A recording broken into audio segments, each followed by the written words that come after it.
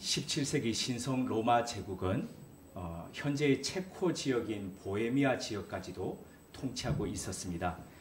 당시 황제였던 합스부르크 가문의 마티아스는 후손이 없었던 까닭에 사촌 동생 페르디난트 2세를 자신의 후계자로 세울 생각이었습니다.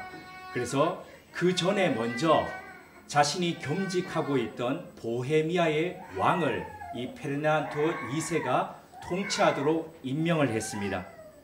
그런데 1618년 5월 23일 문제가 생겼습니다. 프라하의 라트신 그 성벽의 성탑 위에서 이 왕이 보냈던 사신 2명이 창밖으로 떨어지는 사고가 발생했습니다. 단순히 사고가 아니라 가톨릭으로 개종을 하도록 날마다 강압적으로 했던 이 페르디난트 2세에게 마음이 상해 있었던 귀족들이 왕이 보냈던 사신들을 그냥 창밖으로 던져버렸던 사고였습니다. 높이가 무려 17m나 되었는데도 이 사신들이 어떻게 간신히 살아서 되돌아갔습니다. 그리고 페르디난트 2세에게 이 사실을 보고했습니다. 왕이 화가 났겠지요. 근데 왕이 화가 났지만은 귀족들 역시도 왕에게 화가 나 있는 상태였습니다. 그래서 일이 어떻게 될지를 짐작하고 있었던 그 귀족들은 스스로가 페르디난트 왕을 자신의 왕이라고 하지 않고 그들 중에서 깔뱅파 귀족이었던 프리디리를 보헤미아 왕으로 임명을 해버리게 되었습니다. 그러면서 이 합스부르크 가문에 대항하게 됐던 것이죠. 보헤미아의 왕이었던 페르디난트 2세는 화가 머리 끝까지 치솟아서 당장 군사들을 데리고 가서 진압하기를 원했으나 그에게는 군사가 없었습니다. 그러던 차에 다음 해에 그를 후계자로 생각하고 있었던 신성 로마 제국의 황제가 사망을 했습니다. 그래서 그가 뒤를 이어서 바로 황제가 되자마자 합스부르크 가문이 통치하고 있었던 스페인 왕 필립에게 군사를 보내달라고 요청을 했습니다. 스페인 왕 국왕이었던 필립 3세는 즉각 병력을 파견하게 됩니다. 그리고 드디어 독일 내에 있던 개신교를 믿던 제후들 연합과 스페인 군과 그리고 신성 로마 제국의 군이 해가지고 이 두 연합해서 연합군들이 서로 충돌하기에 이르렀습니다. 이것이 바로 유럽 인구의 800만 명이 무려 몰살되었던 30년 전쟁의 시작이었습니다. 겉으로 보기에 이 30년 전쟁은 1618년에서 1648년간에 있었던 이 전쟁은 제후들 사이의 내전이자 종교 전쟁처럼 보였습니다. 가톨릭을 믿던 합스부르크 가문과 이 가문이 통치하고 있던 스페인과 헝가리 그리고 이런 나라들이 같이 연합하게 되었고 그리고 개신교를 믿던 네덜란드, 사보이 공국, 스웨덴, 영국이 합세했던 연합군들이 같이 싸웠기 때문입니다. 하지만 처음에는 종교 전쟁으로 시작했던 이 전쟁이 점차 갈수록 제후들의 땅 따먹기 전쟁으로 변질되었습니다. 영토 확장으로 바뀌었다는 것이죠. 전쟁은 참혹했습니다. 하나님과 예수 그리스도를 믿는다고 하는 공통적으로 믿는다고 하는 사람들이 종교가 다르다고 종파가 다르다고 서로가 서로를 죽이는 일들이 일어났습니다. 이른바 신교 마을이 구교 마을을 급습해서 죽였습니다. 구교 마을이 신교 마을을 급습해서 죽였습니다. 농토가 진이겨지고 마을이 불탔습니다. 가톨릭 사제들은 개신교를 믿는 여성들이 마녀라고 그러면서 화형을 시키기에 이르렀습니다. 전쟁이 일어난 곳에 전염병이 돌았습니다. 14세기의 유럽을 휩쓸었던 그 흑사병이 다시 또 창궐하기 시작했습니다. 시체들이 거리에 버려졌습니다. 신성 로마 제국, 신성입니다. 이 신성 로마 제국은 전혀 신성스럽지 못했습니다. 30년 전쟁은 인류의 전쟁사에 있어서 가장 잔혹하고 사망자가 많은 전쟁 중의 하나로 기록되었습니다. 신의 이름으로 참전해서 수많은 사람들이 신을 믿는 사람들끼리 서로 죽였던 사륙전쟁, 종교를 가장한 영토를 따먹는 탐욕전쟁, 그 이하도 그 이상도 아니었습니다. 30년 전쟁 당시에 스페인의 지배를 받았던 것이 바로 렘브란트가 살았던 네덜란드였습니다. 이 스페인의 통치를 받고 있었기에 이 전쟁의 한가운데서 렘브란트는 전쟁이 무엇을 위해서 사람들이 서로를 대치하고 사륙되는지를 눈으로 그대로 목격을 했습니다. 종교가 신앙의 이름으로 어떻게 잔혹하게 변하는지를 바라보았습니다. 그래서 그 이전에 화풍은 바로크 화풍이었죠. 바로크는 굉장히 장엄하면서 음악도 그렇지만은 이 미술 자체가 종교에 기여하는 형식이었죠. 그런데 그런 화풍 속에서도 렘브란트는 이런 전쟁의 참혹을 겪으면서 그런 화풍을 따라가지 않았습니다. 초기에는 루벤스의 화풍을 흉내내기도 했습니다. 루벤스는 기억하시면 혹시 기억하시는지 모르겠는데 플란다스의 개라고 있었습니다. 어릴 때 봤던 네로죠. 네로. 그 우유를 실은 그 조그만 수레를 끄는 개였지 않습니까? 아직도 기억나는 게 노래가 너무 감미로웠는데 일본에서 어떻게 이런 만화를 만들어낼 수 있었을까? 유럽적인 먼동이 터는 아침에 길게 뻗은 가로수를 누비며 뭐 이러면서 진행되는 건데 그 네로가 마지막 죽을 때에 얼마나 그 어린 나이에 눈물을 펑펑 흘리면서 봤는지. 그런데 네로가 너무너무 보고 싶어 했던 그림이 있었죠. 그림 그리는 걸 좋아하던 친구였지 않습니까? 그런데 그 그림을 보기 위해서는 그 성당에 돈을 헌금하고 난 뒤에서야 볼 수 있었습니다. 커튼이 쳐져 있었거든요. 근데 마지막 네로가 그 성전 바닥에서 이렇게 숨을 죽여갈 때에 하늘이 천사가 내려와서 그 커튼을 이렇게 쭉 열죠. 그래서 마지막에 그림을 보면서 그렇게 보고 싶었던 그 그림을 보면서 죽는데 그 그림이 바로 루벤스의 연작입니다. 그리스도의 십자가의 달리심과 십자가의 내리심이 세 부분으로 해서 메인과 양쪽 가에 이렇게 나눠져 있는 건데 그걸 보면서 네로가 마지막 숨을 거두죠. 렘브란트 역시도 같은 시대에 동시대에 그 그림을 그렸던 이 루벤스의 장엄함을 흉내내려고 하다가 나중에는 이런 여러 가지 30년 전쟁을 비롯해서 이런 것들을 겪으면서 그 나름대로의 본질을 꿰뚫는 인간의 마음의 깊은 곳들을 내다보는 그런 그림으로 바꿔가게 됩니다. 이 대표적인 것이 바로 1642년에 그가 그렸던 야경꾼입니다. 이거 기억나시죠? 그죠? 근데 지금은 렘브란트의 그림 중에 아주 대표적인 그림으로 칭송을 받고 있지만 사실 이 그림이 등장하던 때에는 사람들로부터 엄청난 혹평을 받았습니다. 그러니까 모두 다가 주인공이 되고 싶은데 앞에 몇 사람만 제외하고 나머지는 다 그냥 배경인물들처럼 있으니까 그 등장했던 사람들이 어떻게 이런 식으로 그림을 그리냐고. 그리고 이 그림이 보시기에 자, 시간대가 어느 때 같습니까? 낮일 것 같습니까? 밤일 것 같습니까? 당연히 밤일 것 같죠. 근데 실은 낮이었습니다. 근데 이 렘브란트가 그림의 보존을 위해서 그 안료를 이렇게 칠하는 바람에 완전히 나머지는 검게 변하면서 이렇게 핵심적인 부분만 밝게 이렇게 됐던 거죠. 그래서 밤처럼 그렇게 나오는데 민병대, 이 야경꾼, 그러니까 네덜란드 암스테르담이 돈은 벌면서 전쟁의 와중에 상거래가 이루어지니까 그러다 보니까 도적들이 많았던 거죠. 그래서 이 사람들이 민병대를 결성해 가지고 그 치안을 담당한다고 그렇게 다녔는데 그 모습을 했는데 결국 지금은 엄청난 대작이고 명작이지만 이 당시에는 엄청난 호평을 받았다는 겁니다. 자, 야경꾼이라는 이 작품 전후로 30년 전쟁 동안에 그렸던 렘브란트의 연작들이 있습니다. 그게 바로 성가족, 홀리 패밀리라고 하는 그림인데요. 요 전후로 해서 그림들을 한번 살펴보도록 하겠습니다.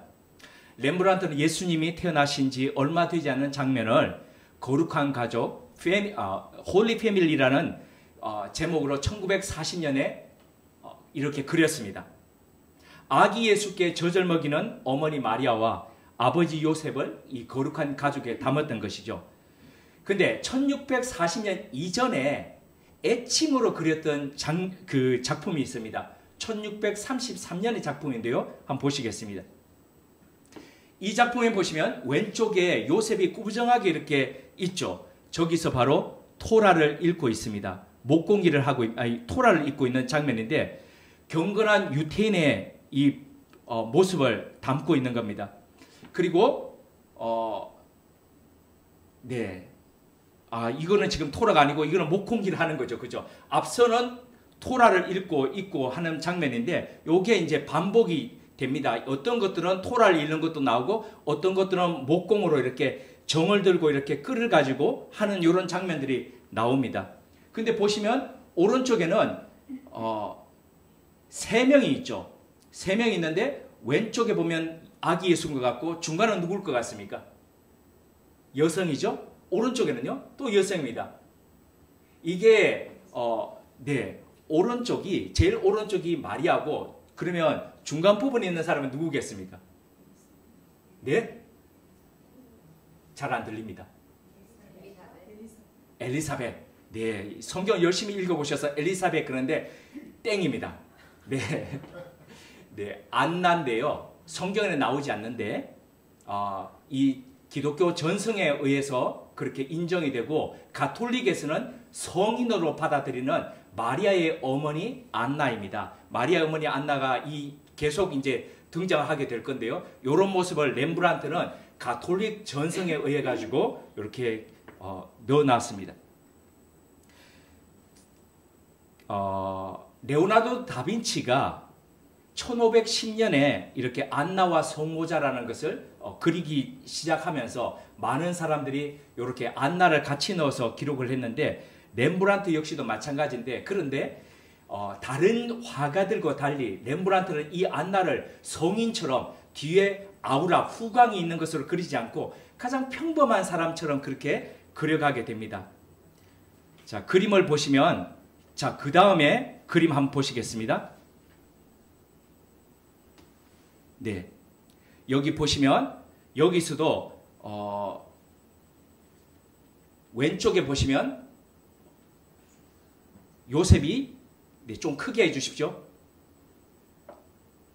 네, 이렇게 아이를 안고 있고 왼쪽에 안나가 보면 안나가 뭐 책을 가지고 있죠. 토라를 읽고 있는 겁니다. 그리고 오른쪽에 마리아는 아이에게 젖을 물리고 있고 요런 장면들입니다. 요런 장면들인데 자, 이제까지 다른 사람들의 다른 화가들의 작품에서 보지 못했던 그냥 평범한 일상의 모습, 엄마가 아이에게 모유하고자 하는 장면들 이런 것들이 다른 장면들이 별로 없지 않습니까? 그런데 렘브란트는 이런 것들을 쭉 하고 있다는 거죠. 그리고 안나에 보면은 안나는 한 손에 독서용 안경을 가지고 있고 구부정한 자세로 아기 예수를 사랑스럽게 지켜보고 있고 그리고 말씀드렸듯이 구약 성서를 손에 들고 읽고 있다가 그렇게 보는 것을 통해서 신약과 구약을 이어주는 바로 역할을 이 안나가 해가게 됩니다.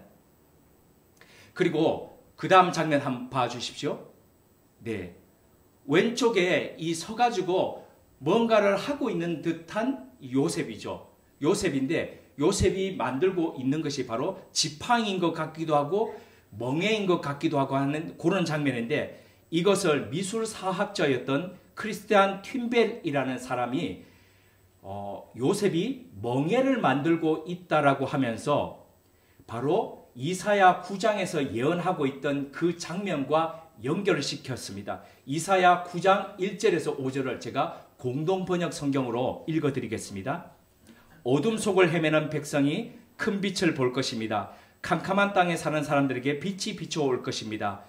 당신께서 주시는 무한한 기쁨, 넘치는 즐거움이 곡식을 거둘 때의 즐거움 같고 전리품을 나눌 때의 기쁨 같아 그들이 당신 앞에서 즐거워할 것입니다. 당신께서는 그들이 짊어진 멍에와 어깨에 맨 장대를 부르뜨리시고 혹사하는 자의 채찍을 꺾으실 겁니다.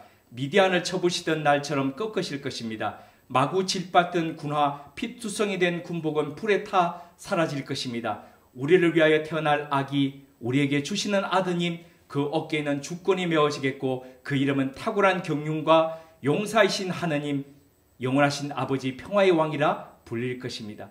이사야서에서 말하는 이 멍에, 지팡이, 막대기를 바로 이 요셉이 지금 깎고 있다. 그래서 예언이 실현되고 있다는 것을 렘브란트가 표현했다라고 그렇게 이야기합니다. 구약 예언의 그 성취가 지금 이루어졌다는 것을 암시하고 있는 것이죠. 그래서 이 두 작품 애칭과 그리고 이 조금 전에 보셨던 이 작품을 통해서 렘브란트는 구약 성서에서 이야기하던 그 예언이 바로 성취되었다는 것들을 표현하면서 다른 화가들이 이야기하듯이 아주 화려한 집에서 태어나신 것이 아니라 허름한 그 곳에서 예수 그리스도께서 가장 연약하신 모습으로 이 땅에 오셨다는 것을 보여주고 있습니다. 이후로도 렘브란트는 이 홀리 패밀리, 성가족이라는 이 것들을 계속 연작으로 해서 만들어가게 됩니다. 자, 다음은 렘브란트 연구가들에 의해서 1644년의 작품이라고 알려져 있는 밤의 성가족입니다. 그림 속에 등장하는 이렇게 자세히 보시면은 소품들이 있습니다.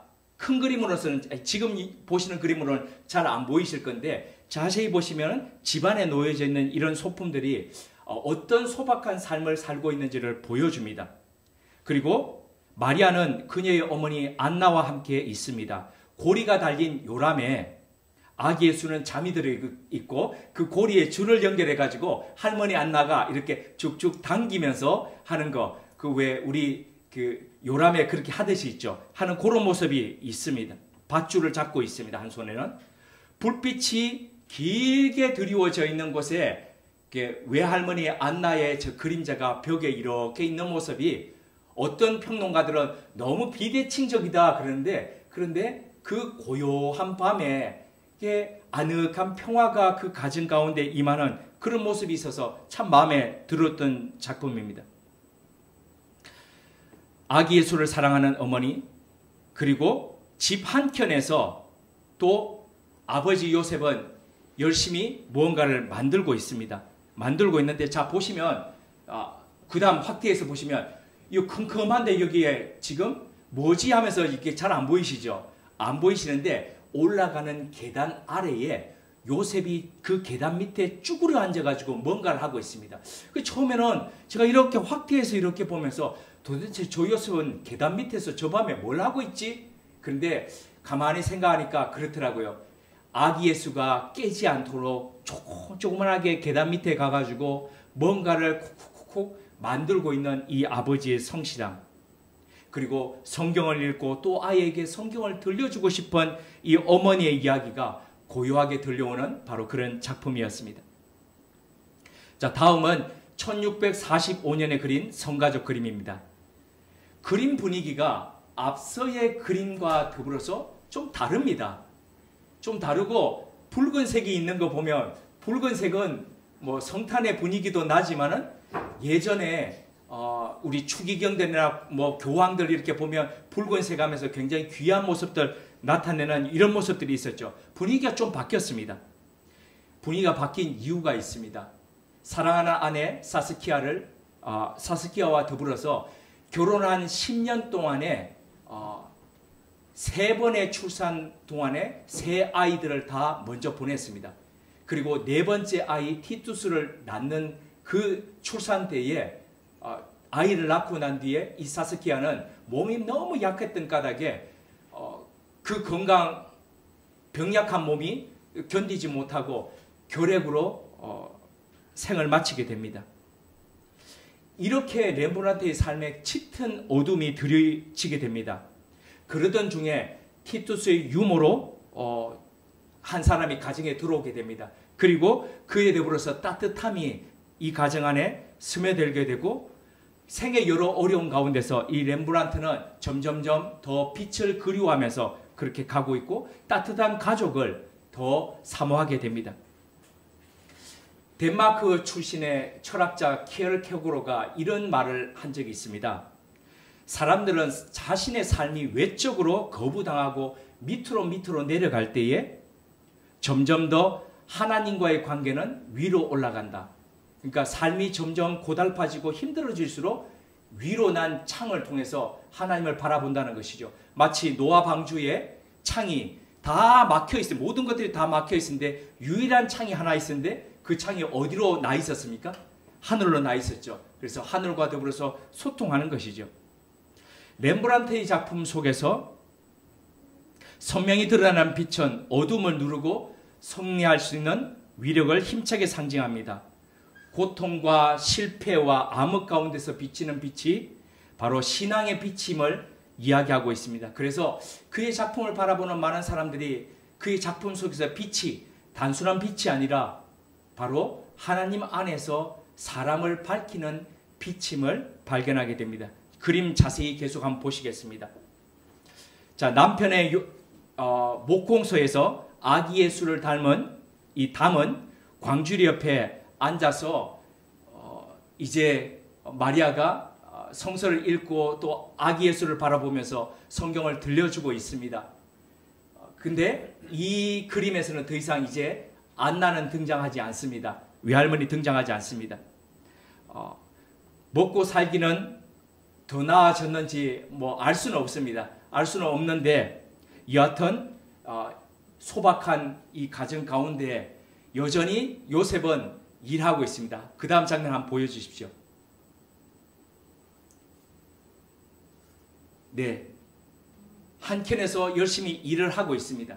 그런데 이 그림에서 참 다른 게 난데없는 천사들이, 아기 천사들이 나타났죠. 네, 좀 생뚱맞은, 렘브란트의 그림 중에서는 좀 생뚱맞은 겁니다. 왜냐하면은 예수 그리스도가 십자가에서 못 박히고 내려오고 하는 이런 과정 속에서 이런 장면은 등장하지 않거든요. 근데 한편으로는 좀 약간 바로크풍 같기도 하지만은 그러나 이 소박한 가정 속에 하나님의 보호가 있고 하나님의 인도하심이 있다는 것을 렘브란트가 이렇게 표현한 것 아닐까 하는 그런 생각들을 해봅니다. 자, 이제 마지막 오늘의 작품을 한번 보시겠습니다. 1646년에 홀리 패밀리라는 이 작품입니다. 이 그림은 제가 지금까지 봤던 렘브란트의 전체적인 그림 속에서 가장 제가 생각하기에 독특했던 그림입니다. 그림은 액자의 틀을 가지고 있습니다. 액자 속에 넣어지는 것이 아니라 액자의 틀을 그림 속에 이미 가지고 있다는 것입니다. 그리고 마치 연극을 하고 있는 무대 위에 것처럼 그 위쪽에 커튼이 이렇게 치고 타들을 수 있도록 그렇게 되어 있습니다. 그리고 중간에 보시면 가장 중간에 웅크리고 앉아있는 무언가가 있죠. 고양이입니다. 아주 생소하죠. 렘브란트 작품 중에 강아지가 등장했던 것은 여러 차례 보셨지 않습니까? 근데 이렇게 고양이가 등장했습니다. 왜 렘브란트는 이런 그림을 그렸을까요? 왜 그랬을까요? 이거는 뭐 제가 찾아봐도 답이 없었습니다. 그래서 혼자 묵상을 해봤습니다. 이 그림에서 빛은 아기 예수와 마리아, 그리고 요람, 그리고 고양이를 비춰주고 있습니다. 하나님께서 마치 이 소박한 가정에 아기 예수의 어머니가 되고 아기 예수의 아버지가 되라고 보냈는데, 이 아기 예수를 보냈는데 정말 성실하게 이 역할들을 잘하고 있는지 보호하시면서 관찰하시는 것 같은 그런 빛이 연극 무대에서의 주어지는 조명처럼 그렇게 비춰지고 있습니다. 그 빛 가운데 방금 전까지도 요람에서 마치 칭얼댔던 것 같은 아기가 엄마의 품 안에 안겨가지고 한 손으로 엄마의 목덜미를 이렇게 잡고 매달려 있습니다. 그리고 그 아기를 달래는 마리아의 모습이 매우 포근합니다. 자, 근데 아빠 요셉은 어디 갔을까요? 자, 좀 더 밝은 그림으로 통해서 한번 보시겠습니다. 그 다음 장면입니다. 뭔가가 족입니다. 어두컴컴하게 해서 저기서 또 뭔가를 열심히 내리면서 만들고 있습니다. 요셉은 제가 렘브란트의 그림을 쭉 성가족을 보는데 한 번도 같이 아이를 안고 있는 게 아니고 열심히 뭔가를 만들고 있고 일하고 있는 바로 그런 모습입니다. 제목이 성가족, 홀리 패밀리라고 하면 그들이 사는 모습이 좀 더 막 번쩍번쩍 빛나고 아우라가 있고 이래야 되는 모습 같지만은 아주 평범합니다. 아빠는 아빠의 일을 하고 엄마는 엄마의 일을 하고 아기는 아기의 일을 하면서 그렇게 자라고 있을 따름입니다.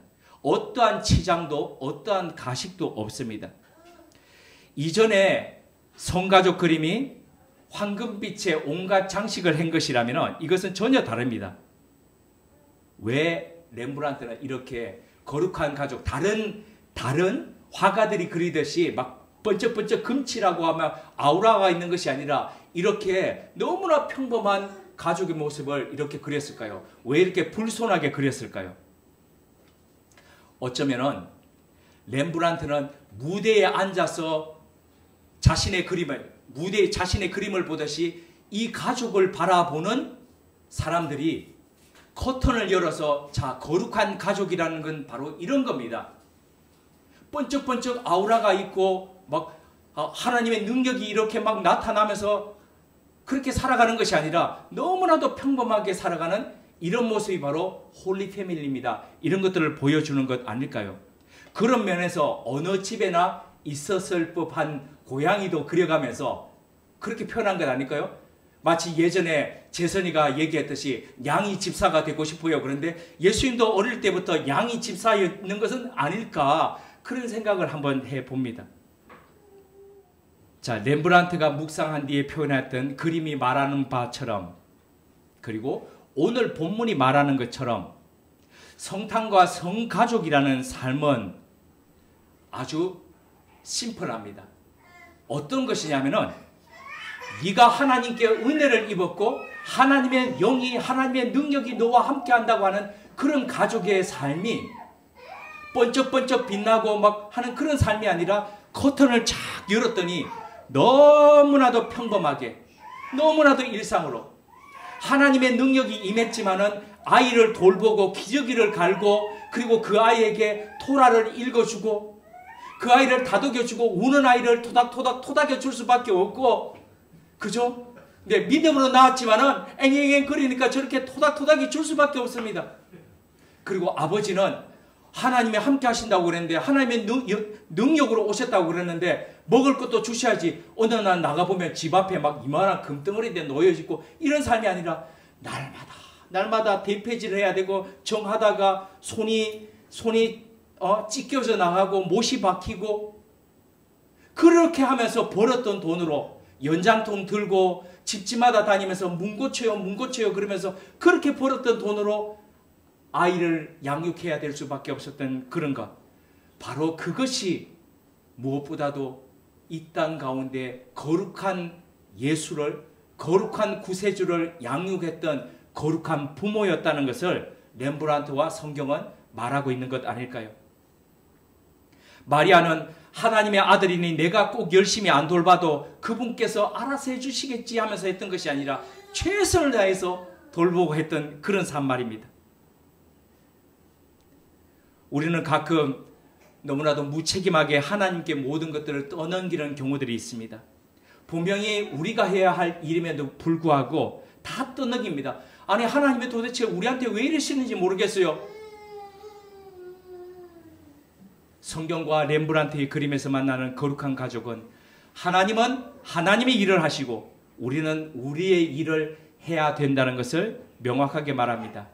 이것이 바로 2023년 성탄을 앞둔 우리에게 오늘의 말씀과 렘브란트가 주는 메시지입니다. 더불어서 오늘 거룩한 유아 세례를 받는 도연이와 도연이 가족에게 거룩한 가족 홀리 패밀리로 살아가는 길이 어떤 길인지를 말씀하시는 하나님의 메시지입니다.